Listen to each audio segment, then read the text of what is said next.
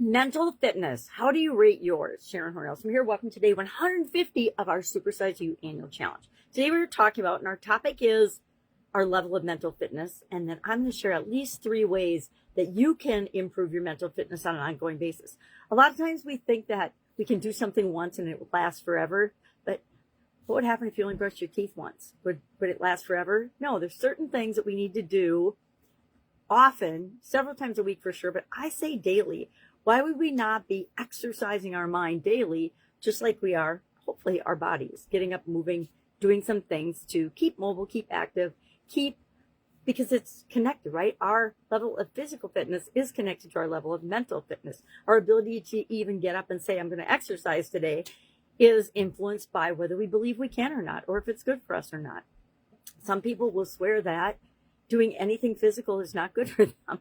And maybe that's true. Maybe they have a medical condition or something that makes that true for them, or true for them right now. Has it always been true for them? Probably not. Will it be true for them in the future? No way of telling. It's kind of up to them based on what they're thinking.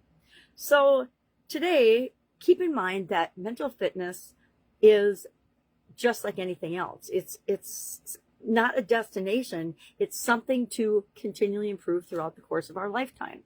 I love things that I get to work on a little bit throughout the course of my lifetime, knowing that how I was when I was born and how I will leave this planet is going to be a huge transformation, and actually a whole lot of transformations along the way, right?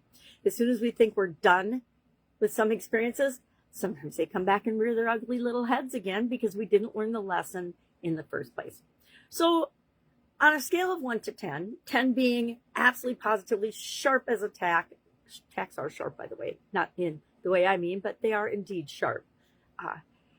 Or not so much. I'm just stuck in my own head and in my own way of being, and I haven't read a book since high school, and I don't need to because I'm already awesome. And if you're already awesome, great.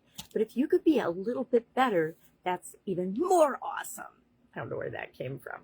So neuroplasticity, our ability to learn and grow, continues throughout the course of our lifetime. There seems to be some schools of thought that it happens mostly when we're children, which it does, because we start out like an empty vessel and we have to learn everything, right? And then we get to the point where we know a whole lot of things and we can survive on our own. And we sometimes make the choice to say, okay, I'm just going to coast for a while. I'm not going to learn anything new. I'm just going to be. I'm just going to exist. I'm just going to hang out on the park bench like Eric told for 2 years until I get my epiphany and my great idea and become world famous. So I don't know where that came from either. Sometimes it's just fun to talk. But today, our challenge is I'm going to ask you to commit to 3 things that you will do on an ongoing basis for the next 90 days. I didn't say for the rest of the year, but I would highly recommend and hope that within 90 days it becomes a habit for you. And you get to decide what those things are. I'm going to give you some ideas. I'm going to tell you some things that I do and I'm going to continue to do, and some things that I explore adding, because like everybody else, I can get in a rut. There's a reason they call it a rut.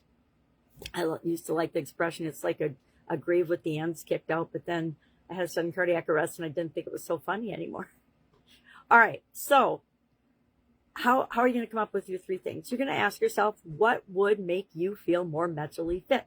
For my mom, for example, she just turned 89 years old. Every single day she does those cryptograms or whatever they are, the coded messages where you have to figure out what the letters stand for, and then it has a saying or a message or a theme. She loves those. She does a couple every single day. Why? Because it keeps her mind sharp. She's also an avid reader. I'm talking about my mom now.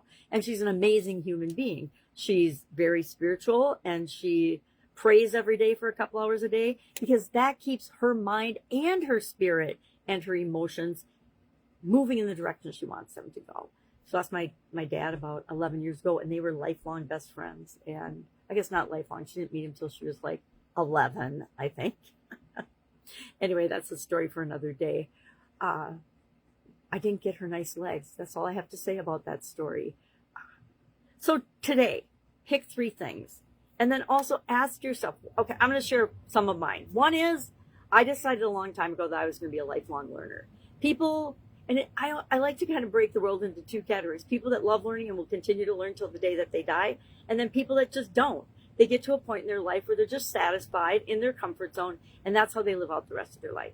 Neither one is right or wrong. They're just different choices. And guess what?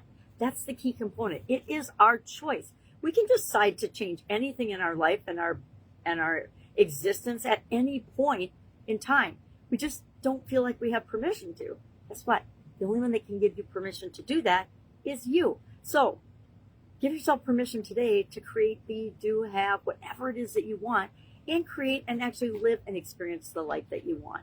So many of us, and I've done this in the past too, settle for things just because we think we have to, or settle for things because we don't want to put in the effort to change things. And really, all we have to do is change our mind. And once we change our mind, well, things that we look at and see will change, and then everything in our life changes. And it can happen lightning fast, almost like lightning striking. It can happen and feel almost magical, some of the changes that we can make happen in our life that we never had thought possible. But as soon as we open our imagination and say, oh, that could be possible for me. Look at all the other people that have done that. Look at all the other people that have that. Why not me? Instead of saying, why me? Say, why not me? Why? Who says I can't have that? If one other person has ever done anything remotely like what you want to do, be, or have, you absolutely positively, that's proof that you can do the same thing. You just have to figure out how to get there from where you are right now. And we're all going to have our own little unique journey and path to get there, because we're all starting out from a slightly different point, right? None of us have had the exact same experiences as anyone else. And so it's one of the reasons not to be very judgmental, because nobody knows everybody else's whole story. Heck, half the time we don't even look at our whole story. We only look at a little picture of us and a version of us that we want to show to the world and show to ourselves. That's why mirror work is so incredibly powerful. So, for example, find fun, creative ways to exercise your brain, increase your thinking, solve problems and challenges. Whatever floats your boat, so to speak, do that. Do the things that you love doing so that you'll continue to grow and become a better version of yourself. So, our share today is share the 3 mental things you're going to do. I'm not going to do cryptograms. I used to love puzzles, but my vision is magnifying glass vision, and I'm noticing that that's getting worse because I've been using my magnifying glass too much on my computer. I need to get back to blowing things up on my big screen TV. But just share that. And then if you're brave, share on a scale of 1 to 10, 10 being awesome, 1 being like I'm stuck in the past. I've never went mentally beyond 6th grade. Here we go. Be honest. It doesn't matter. Nobody's going to be looking at this and judging it. Certainly not me. I like to think I'm about a 7 because I know that there's a huge world out there and I have so much more to learn and grow. But I've also done a lot along the way. So I'm a little better than average, but I'm not where I want to be, right? So how am I going to get there? By doing at least 3 mental things to help my brain think and be better.